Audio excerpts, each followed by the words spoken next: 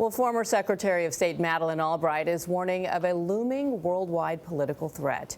During her career in public service, Albright met with controversial political figures, including former North Korean dictator Kim Jong-il.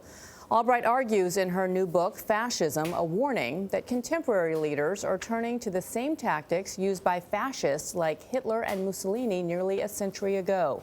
She writes, quote, "We should be awake to the assault on democratic values that has gathered strength in many countries abroad and that is dividing America at home." Secretary Albright is joining us now with this book, which is so important and comes at such a pivotal time in our country and I would say the world as well.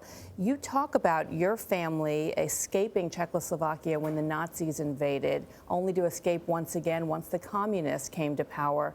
Talk about any similarities that you see now percolating that obviously you went through and the world went through nearly a century ago. Well, thank you all for having me and raising and letting me talk about this issue. I was born in 1937, and in 1938 an agreement was made called the Munich Agreement, which appeased a dictator, Hitler. And I think that that's a lesson out of that. You have to understand what is going on and not give in to evil. And then after the war, when, as a result of agreements made during the war, Europe was divided and the communists, quote, liberated, the Red Army liberated Czechoslovakia. And so you have to be aware of the kinds of things that are going on, that these really are kind of one step at a time.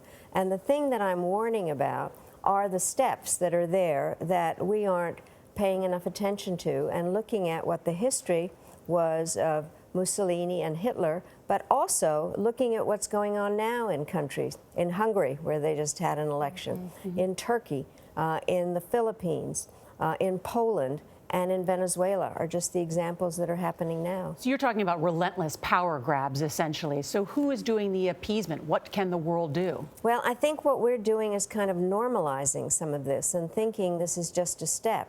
And what is really happening is that there are leaders that are reacting to something that is happening within societies. People are not happy, that's for sure. Some as a result of technology, and they've lost their jobs. Some as a result of immigrants coming into their countries.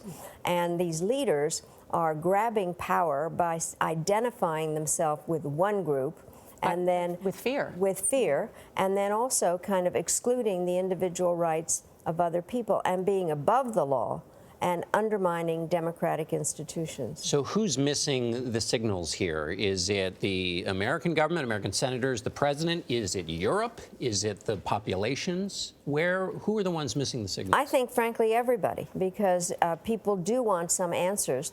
But I'm particularly concerned about the democratic institutions that are. The first article of our Constitution is about Congress. And I want them to really understand what's happening. I want to read from part of your book because I think you hit that point. You write, if we think of fascism as a wound from the past that had almost healed, putting Trump in the White House was like ripping off the bandage and picking at the scab. What has Trump done? Well, I think part of the issues here, first of all, he's attacked the free press, which is central to having a democracy. He acts as though he's above the law. He has, in fact, used kind of rallies and propaganda and provided a lot of simplistic answers to questions and does not respect the rights of others. Yesterday, he called from inside the cabinet room, he called the FBI raid on his personal attorney an attack on our country. Well, I find that ridiculous, and it's one of those things where, as I said, we can't have a leader that feels that he is above the law. The law and the rule of law is the most essential part of a democratic system. Can I get your take on some of the top foreign policy challenges for this president? Well, let me just push back briefly on that, which is that Republicans would say, look, he won an election, the American people elected him, and what his critics will do is the minute he does something they don't like, they say he's a fascist, and that overstates the case. I'm actually not saying he's a fascist. I'm saying that there are certain elements of the kinds of behavior that he has that reminds me of a variety of issues that have taken place. But I think that this is not about just this election. This is about what is going on in our society in terms of respect for democratic principles. I think Trump is the most undemocratic president I have ever seen in American history. And so that's what worries me. But I do think that we all need to pay attention, which is why this is a warning. That's what the book is about. When it comes to the national security of the United States, let's talk about that. President Trump has set up what appears to be going to be a global summit, or I should say a summit, with the leader of North Korea. You've been there. What are the stakes there in meeting one-on-one with Kim Jong-un? Well, the stakes are very high. I'm actually glad that there is some desire to have diplomatic talks. But I did go there. It took an awful lot of preparation. You don't just kind of show up. We had been trying to figure out a variety of things to do about North Korea. The former Secretary of Defense, Bill Perry, did a complete review, all kinds of things. So what worries me is the lack of preparation and a lack of understanding of the terms. Should we believe Kim Jong-un when he says he's ready to denuclearize? Well, he says it, but his meaning, I think, of it is a little bit different than what we think about.